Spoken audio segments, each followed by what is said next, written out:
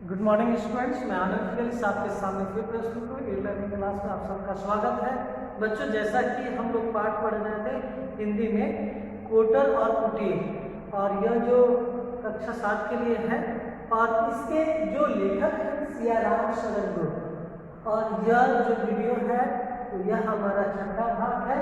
इसे आप ध्यान से सुनेंगे।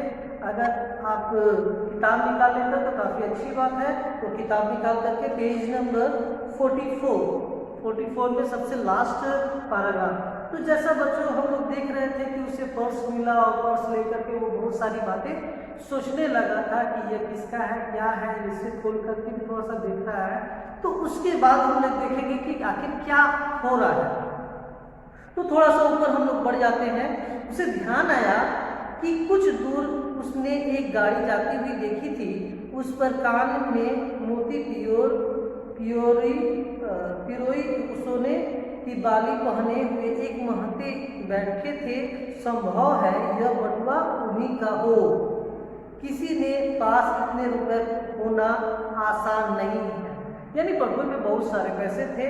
यहाँ कुएं पर गाड़ी रोक कर उन्होंने पानी पिया होगा। यानी यह सब उसके विचारों में आ रहा है।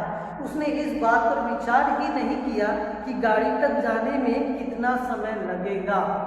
तो यहाँ तक हम लोग पढ़ चुके थे। आगे हम लोग देखेंगे। लगभग आधे घंटे के परिश्रम से वो उस गाड़ी के पास पहुंच गया, है ना। आधे घंटे के बाद वो उस गाड़ी के समीप पहुंच जाता है।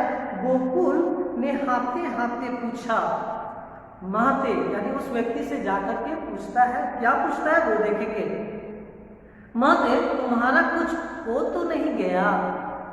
जब भी सामान कोई मिल जाता है हम लोगों को, तो हम एक दूसरे से पूछते हैं कि ये आपकी तो नहीं है। तो उसी तरह गोकुल भी उससे पूछ रहा है। महते ने चौंक कर गाड़ी में इधर उधर देखा। अगर कक्षा में अगर आप बैठे हो, अगर आपके पेंसिल या रबड़ खो जाते हैं और दूसरा दोस्त आपको दिखाकर उसे छिपा करके पूछता है कि आपका तो कुछ खो तो नहीं गया, तो आप इधर उधर देखते हो, अपने बैग को देखते हो। तो उसी तरह वो महते जो है इधर उधर देख रहे हैं अपने गाड़ी के इधर उधर, सीट के नीचे या जो कुछ भी है। आप देख करके चौंक कर गाड़ी में इधर उधर देखा। साथ में जेब पर हाथ रखा। अपने जेब पर हाथ रखा तो पाषाण की तरह निस्पंद हो गया। पाषाण का अर्थ होता है पत्थर की तरह वो एकदम स्थिर हो गया। यानी उसके साथ वो सोच रहा था कि जरूर कुछ मेरे पास नहीं है। तो स्थिर हो गया, घबरा गया। तो कहा जाए गोकुल ने महते की वह अवस्था देखी न गई। यानी उसकी बेचैनी, उसकी स्थिरता वो देख न सका। वह बटुआ दिखाकर उसने झट से प्रश्न किया। वो तुरंत उस बटुए को दिखा रहा है और उनसे प्रश्न कर रहा है, यह तुम्हारा है? बच्चों, अक्सर हमें कोई चीज मिल जाती है तो हम अपने अगल बगल या अपने दोस्तों से पूछते हैं, दिखाकर पूछते हैं, यह तुम्हारा है, यह तुम्हारी है? तो अगर आपकी हो तो आप जरूर कहिए। एक क्षण में ही जीवन और मृत्यु का द्वंद्व सा हो गया। यानी दोनों लगता था बराबर हो गया, समान हो गया। मानो बिजली के खटके से प्रकाश जलाकर घर फिर से उद्दीप्त कर दिया गया। बच्चों ध्यान रखेंगे, उद्दीप्त का अर्थ है प्रज्वलित।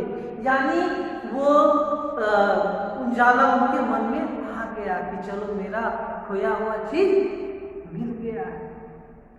माते ने कहा, भगवान तुझे खुश रखे भैया।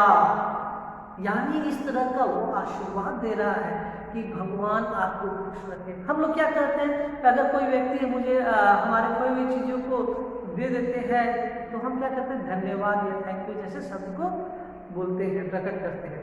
इसे कहाँ पाया? और वो तुरंत माते पूछते हैं गोकुल से कि आपने इसे कहाँ पाया? गोकुल बताता है, रास्ते में पड़ा था। इसमें कितने रुपए हैं? महते ने हिसाब लगाकर बताया, 42 रुपए, एक अठन्नी, एक घिसी हुई बेकाम दुअन्नी, 10 या 12 आने पैसे, एक कागज, एक चांदी का छल्ला। गोकुल ने बटुआ खोलकर रुपए गिने। बच्चों ये चीज जरूरी है, जो आपको पढ़ाया जाता है वो चीज हमेशा याद होना चाहिए। उसी तरह वो महते को उसके पर्स में, उसके बटुए में जो जो चीजें थी, जो जो पैसे थे, वो उसे याद थे। तो आप भी उस तरह से अपने बुद्धि का विकास कीजिए ताकि आपको सारी चीजें याद रहे। तो सब ठीक निकले, यानी जैसा उन्होंने बताया वैसा ही था। बटुआ हाथ में लेकर महते की आंखों में आंसू भर आए, आंखों में आंसू भर आए, यानी वो आंसू जो थे खुशी के थे, यानी वो खुश हो गया था कि मेरा खोया हुआ सामान जो है या मेरा खोया हुआ पैसे जो है वो मुझे मिल गया। बोले इतनी बड़ी रकम पाकर भी जिसे उसका लोभ न हो भैया, मैंने ऐसा आदमी आज तक नहीं देखा जिन्होंने इतने पैसे को देख करके भी उसे अपने पास न रखा, बल्कि वो देने तक आ गया, मुझे वापस लौटाने तक आ गया।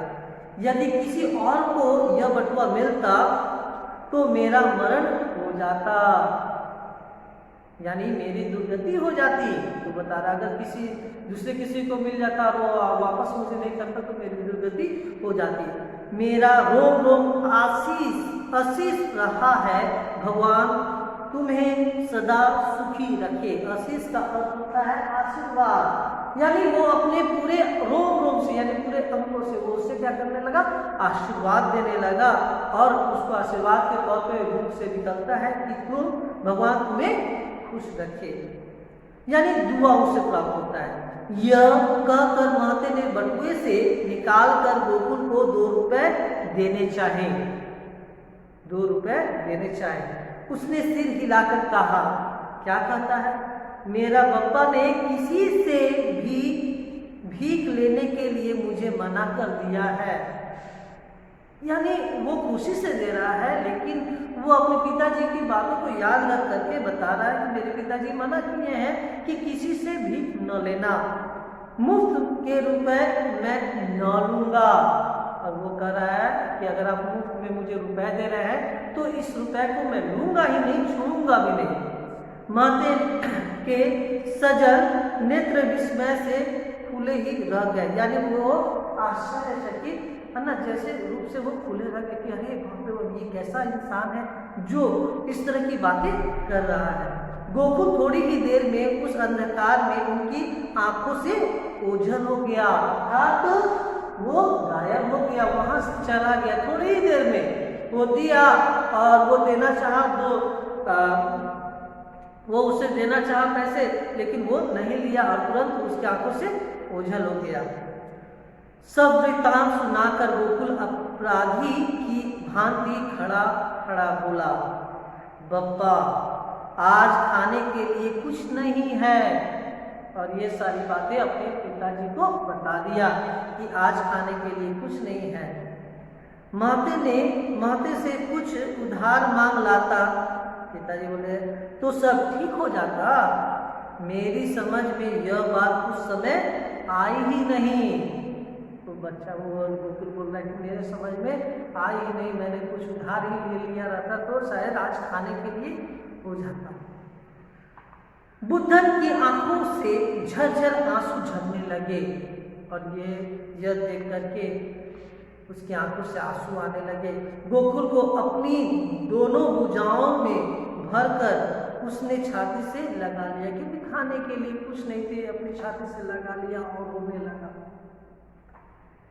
आनंद तिरेक ने उसका कंठारोध कर दिया, यानी आनंद तिरेक अर्थात होता है बेहद खुशी, और गला भर आया, यानी खुशी के मारे थोड़ा सा गला भर आया कि तुमने बहुत ही अच्छा काम किया। उसे मालूम हुआ कि उसके क्षुधित और निर्जीव शरीर में प्राणों का संचार हो गया है। उसे जिस तृप्ति का अनुभव होने लगा वह एक दिन की तो बात की क्या, जीवन भर की क्षुधा शांत कर सकती है, यानी वो मानसिक रूप से वो संतुष्ट हो गया था। धन संपत्ति, मान और बड़ाई सब तुझे तुझ से प्रतीत होने लगे हैं, मानो एकाएक उसके सब दुख रोग दूर हो गए। यानी ये सारी बातें सुन करके उसके पिताजी को लगता है कि अब मेरे सारे दुख दूर हो चुके हैं, मेरा बच्चा जो है लायक है, यानी इस तरह की बातें वो सोच रहा है, कह रहा है। अब वो बिना किसी चिंता के मृत्यु का आलिंगन किसी क्षण कर सकता है, यानी अब वे अपने पुत्र से संतुष्ट हो गए। अब वो सोच रहे हैं कि अब मैं मृत्यु को गले लगा सकता हूँ, क्योंकि मेरा जो पुत्र जो है वो बुद्धिमान हो गया है, वो हर एक बातों को समझता है, वो बुरे रास्तों पर नहीं जा सकता है। बच्चों ध्यान में रखेंगे, आपके माता पिता भी आपके उज्जवल भविष्य की कामना करते हैं, वो चाहते हैं कि मेरा पुत्र पुत्रियां वो सही रास्ते पर चले, अच्छे कर्म करें, कभी भी बुरे कर्मों की ओर न जाए, कभी भी वो बहके नहीं, गलत रास्ते को न अपनाएं।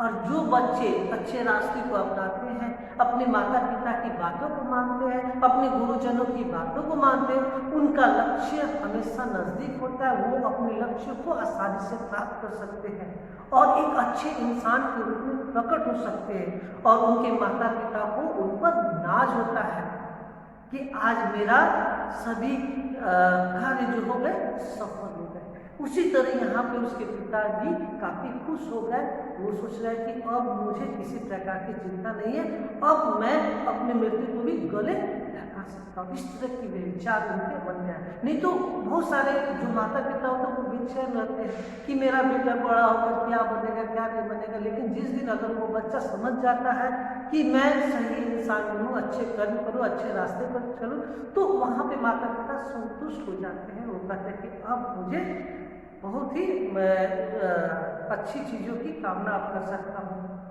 सोच सकता हूँ, हमारे बेटे के लिए अब सोचना भी नहीं है, अब वो अच्छे राह पर चल रहा है। तो बच्चों आज हम लोग इतना ही पढ़ेंगे, इसमें जितने सारे शब्दार्थ दिए गए हैं आप इसे लिख लोगे, याद कर लोगे और जल्द से जल्द अपने कॉपी को तैयार कर चेक भी कराओगे। तो आज के लिए इतना, तब तक के लिए धन्यवाद। इस चैनल को सब्सक्राइब कीजिए और अपने दोस्तों के साथ शेयर कीजिए। धन्यवाद।